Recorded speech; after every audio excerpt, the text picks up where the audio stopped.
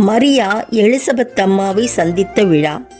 மரியாள் எலிசபெத்தை சந்தித்த நிகழ்வு லூக்கா நற்செய்தி அதிகாரம் 1 இறைவார்த்தைகள் 39 முதல் 56 விவரிக்கப்படுகிறது. இதை ஜெபமாலையின் மகிழ்ச்சி நிறை மறைப்பொருள்களின் 2ஆம் மறைப்பொருளாக தியானிக்கிறோம். இயேசு பிறப்பின் முன்னறிவிப்பின் போது தனது உறவினராகிய எலிசபெத்து கருவுற்றிருப்பதை கப்ரியேல் தூதர் மூலம் மரியாள் அறிந்தார்.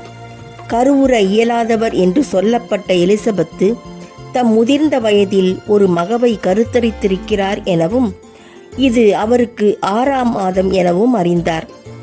மரியாள் எலிசபெத்தின் ஊருக்கு விரைந்து சென்று செக்கரியாவின் வீட்டை அடைந்து எலிசபெத்தை வாழ்த்தினார்.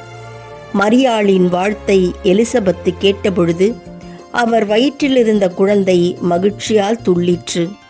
எலிசபெத்து தூய ஆவியால் ஆட்கொள்ளப்பட்டு உரத்த குரலில், பெண்களுக்குள் நீர் ஆசீர் பெற்றவர், உம் வயிற்றில் வளரும் குழந்தையும் ஆசி பெற்றதே என மரியாவை வாழ்த்தினார் என விவிலியம் விவரிக்கின்றது. எலிசபெத்தின் வாழ்த்துதலை கேட்ட மரியாள் கடவுளை போற்றி ஒரு பாடல் பாடினார். அப்பாடலை மரியாளின் பாடல் என அழைக்கின்றோம். இந்நிகழ்வு அன்னை மரியாள், எலிசபெத் அம்மாள் இவர்களின் சந்திப்பு, ஆண்டவர் இயேசு, திருமுழுக்கு யோவான் இவர்களின் சந்திப்பு, மகிழ்ச்சியையும் வாழ்த்தையும் அருளையும் பகிர்ந்து கொள்ளும் ஒரு சந்திப்பு.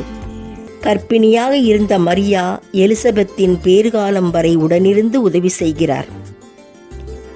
அன்னை மரியா மலைநாட்டிற்கு நடந்து சென்று எலிசபெத்தை சந்திக்கிற இந்நிகழ்வை முதல் நற்கருணை பவனி என்றும், எலிசபெத்தின் அனுபவத்தை நற்கருணை ஆராதனை என்றும் பல புனிதர்கள் சித்தரிக்கிறார்கள்.